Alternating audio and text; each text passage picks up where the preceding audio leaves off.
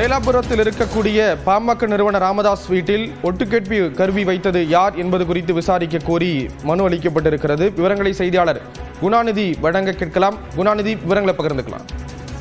வணக்கம் ஸ்ரீராம். அதாவது பாமக நிறுவனர் மருத்துவர் ராமதாசருடைய அவருடைய இல்லத்தில் அவர் உட்காரும் இருக்கைக்கு அருகே ஒட்டுக்கேட்பு கருவி இருந்ததாக கடந்த 11ஆம் தேதி விருதாச்சலத்தில் நடைபெற்ற கட்சி நிகழ்வு ஒன்றில் பாமக நிறுவனர் மருத்துவர் ராமதாஸ் தெரிவித்திருந்தார். அதனைத் தொடர்ந்து 12ஆம் தேதி சென்னையைச் சேர்ந்த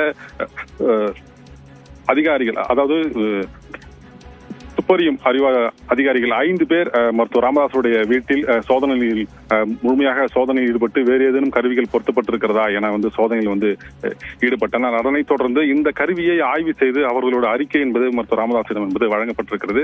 அதன் அடிப்படையில் தற்போது பாமகவினுடைய தலைமை நிலைய செயலாளர் அன்பழகன் விழுப்புரம் மாவட்ட காவல் கண்காணிப்பாளர் அலுவலகத்தில் உள்ள இணையவழி குற்றப்பிரிவில் தற்போது புகார் ஒன்றை அளித்துள்ளார். அந்த புகாரில் அதாவது இந்த ஒட்டு கேட்கும் கருவியை வைத்தது யார், அவர் எதற்காக வைத்தார்கள், இதில் யாருக்கெல்லாம் தொடர்பு இருப்பது என்பதை அவர் கண்டறிய வேண்டும் என்ற அந்த ஒரு கோரிக்கையோடு அந்த மனு என்பது தற்போது வழங்கப்பட்டிருக்கிறது. தொடர்ந்து பாமக நிறுவனர் மருத்துவர் ராமதாசுடைய இல்லத்தில் வைக்கப்பட்டுள்ள அந்த ஒட்டுக்கேட்பு கருவியை யார் வைத்தார்கள், எதற்காக வைத்தார்கள், இது யாருக்கெல்லாம் தொடர்பு இருக்கிறது என காவல்துறை விசாரிக்க வேண்டும் என தலைமை நிலைய செயலாளர் அன்பழகன் தற்போது செய்தியாளர் சந்திப்பில் தெரிவித்திருக்கிறாங்க.